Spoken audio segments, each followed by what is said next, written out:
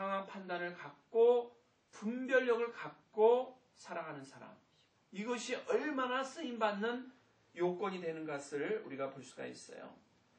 그런가 하면은 신복이 된다는 것은 이기심을 극복해야 된다는 것이죠.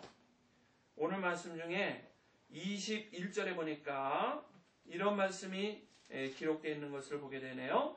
저희가 다 자기 일을 구하고 그리스도 예수의 일을 구하지 아니하되 디모데의 연단을 너희가 안 하니 자식이 아비에게 한같이 나와 함께 복음을 위하여 수고하였느니라.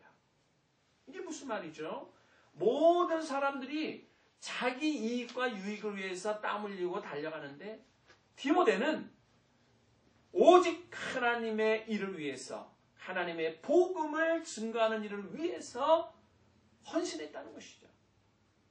바로 여기 하나님의 신복이 될 수 있는 중요한 요인이 있는 거예요. 이기심을 극복하는 자. 보냄 받은 사람이 자기를 위하는 마음으로 가득 차 있으면 안 되죠. 보내신 자의 뜻을 따라 자기를 희생하고 자기 이기심을 극복하고 오직 보내신 자의 뜻을 따라 함께 나갈 때, 어떤 어려움과 고난이 있어도 자기를 보내신 자의 뜻과 같이 나갈 때 비로소 이기심을 극복하고 헌신과 희생의 사람으로 쓰임받게 되는 것입니다. 그렇습니다. 디모데는 보낸 바울의 뜻을 잘 따라서 동행했어요. 그런가 하면은 외조모와 어머니의 믿음의 유산을 받아서 하나님의 뜻을 따라 이기심을 극복하고 신실하게 살아갔던 사람이 바울이요, 또한 디모데였다는 사실을 우리가 기억을 합니다. 우리가 한번 생각해 보세요.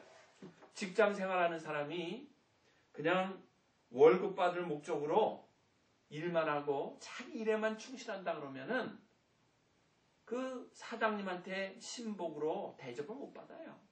비록 월급을 받고 매달 일을 하지만 그 마음에 그 사장님의 뜻을 같이 하고 그의 마음을 헤아려서 내 이기심을 극복하고 회사의 유익을 위해서 헌신하고 희생할 수 있는 이런 마음을 가진 자, 이런 자가 사장의 신복이 되고 쓰임받는 것처럼 하나님의 신복이 되기 위해서는 하나님의 뜻을 같이 하며 나의 이기심과 어려움을 극복해내고 함께 하나님과 동행하는 자, 이게 하나님의 신복이 되는 거죠.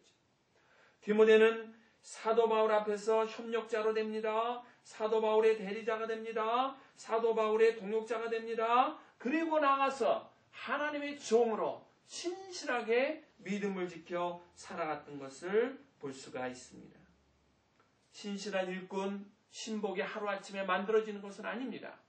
시간이 가면서, 세월이 흘러가면서 다듬어지고 보내신 자의 뜻을 같이 할 때 보내신 자의 인격을 닮아감으로 그분의 신복이 되고 그분의 영적인 아들이 될 수 있는 특권을 누리게 되는 것입니다. 오늘 우리는 사도 바울이 긴 시간 디모데를 경험하고 살핀 후에 그를 신복으로 추천해서 빌립보 교회를 섬기게 했다는 것을 묵상하고 있습니다. 이제 중요한 것은 무엇일까요? 내가 하나님의 사람으로, 하나님께서 이 땅에 보내신 사람으로 어떻게 살아야 하느냐? 첫째는 보내신 하나님의 뜻을 헤아려 그 뜻을 같이 하려고 노력해야 된다는 것입니다. 두 번째는 하나님이 주신 말씀을 기준으로 상황 판단을 정확히 해서 모든 정황을 공정하게 판단하고 행해야 한다는 것입니다.